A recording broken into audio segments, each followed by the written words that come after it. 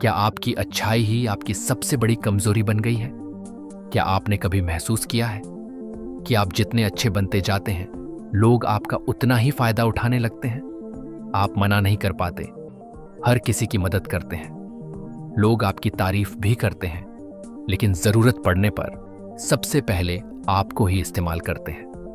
अगर ऐसा है तो क्या अच्छा होना ही गलती है, या फिर हम अच्छाई और कमजोरी का अंतर समझ ही नहीं पाए? क्या आपने कभी किसी की बहुत मदद की है, लेकिन जब आपको जरूरत पड़ी वही इंसान आपके साथ नहीं था? ऐसा क्यों होता है? क्या दुनिया स्वार्थी है, या फिर हम ही लोगों को अपनी सीमाएं नहीं बताते?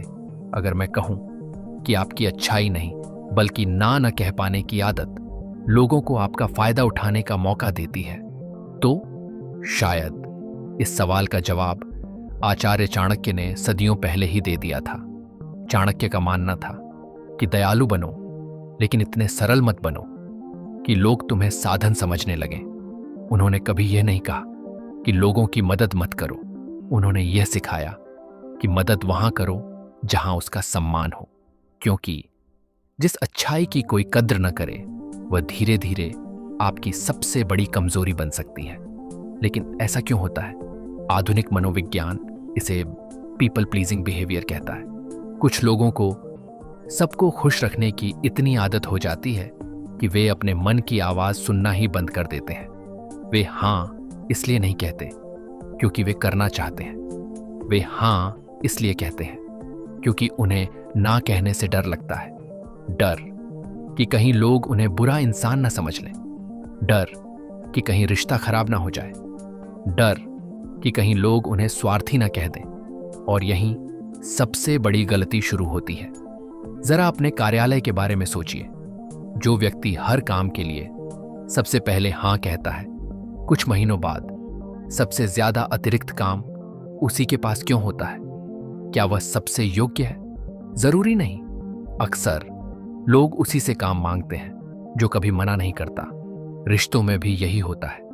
जो व्यक्ति हर बार समझौता करता है, धीरे धीरे उसकी भावनाओं को महत्व मिलना कम हो जाता है। लोग बदलते नहीं, वे केवल आपकी बनाई हुई सीमाओं के अनुसार व्यवहार करते हैं। अब जरा एक बात सोचिए, अगर हर बार आप अपनी जरूरत छोड़कर दूसरों की जरूरत पूरी करेंगे तो आपकी जरूरत कौन पूरी करेगा? शायद दुनिया का सबसे कठिन शब्द ना नहीं है, सबसे कठिन काम है बिना अपराध बोध के ना कहना। लेकिन इसका अर्थ यह बिल्कुल नहीं है कि आपको कठोर बन जाना चाहिए।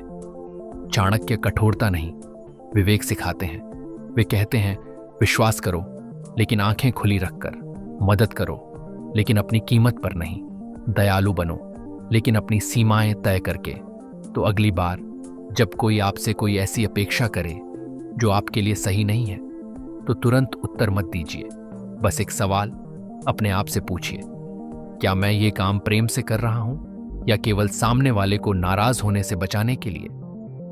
अगर उत्तर दूसरा है तो शायद आपको मदद करने की नहीं, सीमा तय करने की जरूरत है। याद रखिए, दुनिया को आपकी अच्छाई की जरूरत है, लेकिन उससे भी ज्यादा जरूरत है कि आप उसकी रक्षा करना सीखें।